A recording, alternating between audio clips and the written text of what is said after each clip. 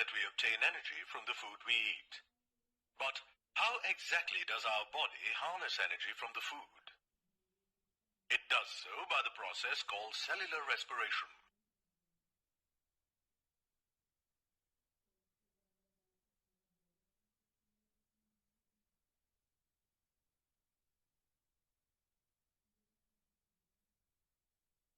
Are breathing and respiration one and the same? No, they aren't. Breathing is the physical process of inhaling and exhaling air, whereas respiration is a biochemical process in which oxygen is used by the cells for the breakdown of complex molecules, releasing carbon dioxide and energy. This process occurs within the cells and is therefore called cellular respiration. Energy is released during cellular respiration in the form of chemical molecules called ATP or adenosine triphosphate.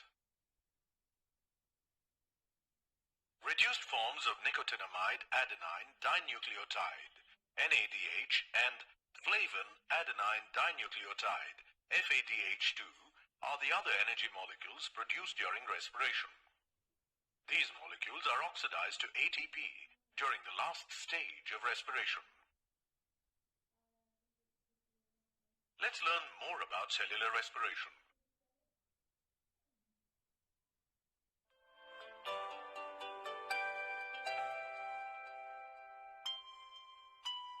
Cellular respiration, which utilizes oxygen for the breakdown of glucose, is called aerobic respiration.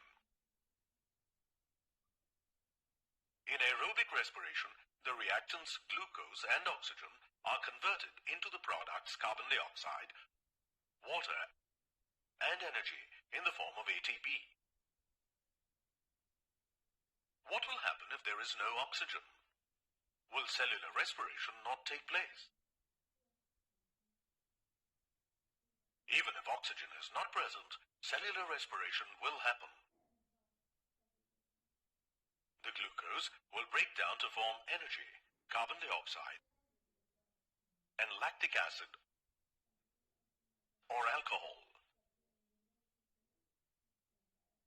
Lactic acid is formed in certain bacteria, some fungi, and vertebrate mussels, while alcohol is formed in plants and most microorganisms.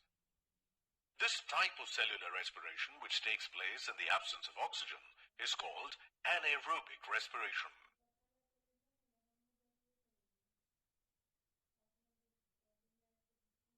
Therefore, there are two types of cellular respiration: aerobic respiration and anaerobic respiration.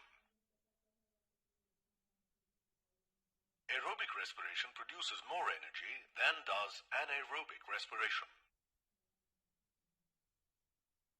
Cellular respiration is carried out in three main stages: glycolysis, Krebs cycle, and electron transport chain. These occur at different locations inside the cell, as you can see in this table. However, the locations differ in the case of prokaryotes, as they have no mitochondria. Respiration in prokaryotes occurs in the cytoplasm and cell membrane. So now, can you differentiate between aerobic and anaerobic respiration?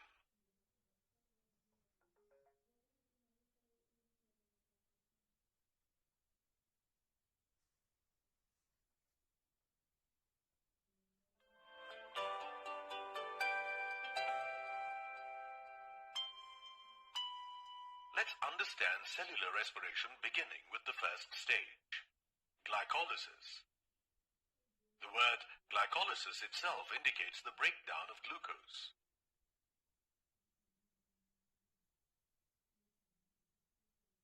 The glucose molecules from food that are absorbed in the bloodstream reach the cells. Glycolysis occurs in the cell cytoplasm. In cell cytoplasm, the glucose molecules are split up chemically with the help of several enzymes. This breakdown is carried out in many steps, and the entire process is called glycolysis.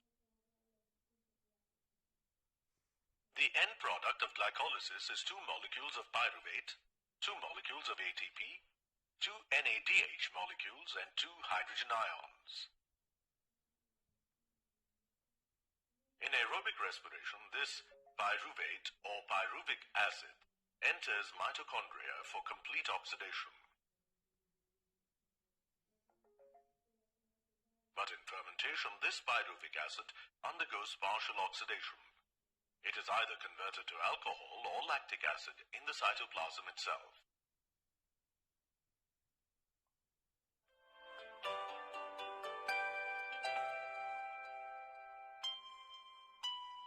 The pyruvic acid formed in glycolysis enters the mitochondria, where it is converted into acetyl coenzyme A or acetyl CoA.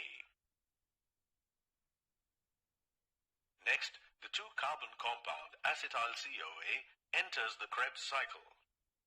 Here it combines with a 4-carbon compound, oxaloacetate, and forms citrate, which is a 6-carbon compound. Then a set of reactions occur in a cycle called the Krebs cycle. The molecules involved in the Krebs cycle are oxaloacetate, citrate, isocitrate, oxalosuccinate, alpha-ketoglutarate, succinyl coenzyme A, succinate, fumarate, and malate.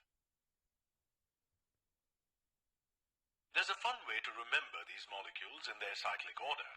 Just remember, oh, citrate is obviously a silly, stupid, funny molecule.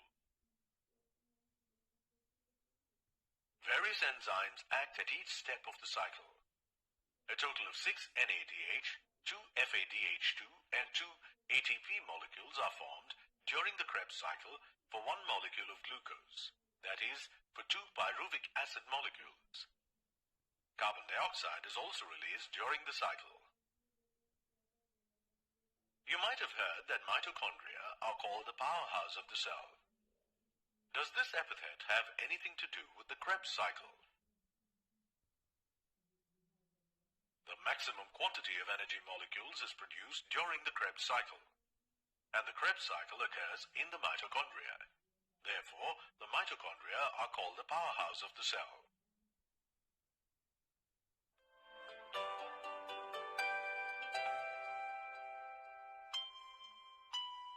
The NADH and FADH2 molecules produced during glycolysis and the Krebs cycle need to be converted to ATP so that the cell can utilize the energy stored in them. This conversion is called oxidative phosphorylation. It occurs during the 3rd stage of respiration, which we call the electron transport chain, or ETC. You know that aerobic respiration needs oxygen, and that it releases carbon dioxide and water. But where is oxygen used? Is it used in glycolysis or the Krebs cycle? Oxygen is neither used in glycolysis nor the Krebs cycle. It is used in the ETC. Similarly, water is also not formed either in glycolysis or the Krebs cycle. It is formed in the ETC. Let's learn more about the ETC and oxidative phosphorylation. The electron transport chain is called so because electrons are transferred from one molecule to another in this chain. ETC occurs in the inner membrane of the mitochondria. Various protein complexes are present in the inner membrane, which pass electrons stepwise until the electrons reach oxygen to form water molecule.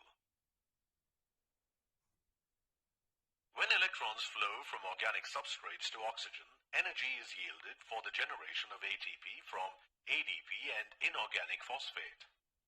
This process is called oxidative phosphorylation.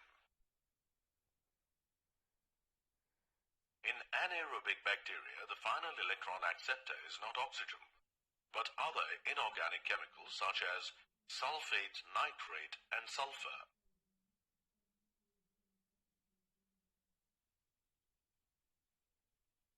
So, now you know how your cells produce energy from the food you eat.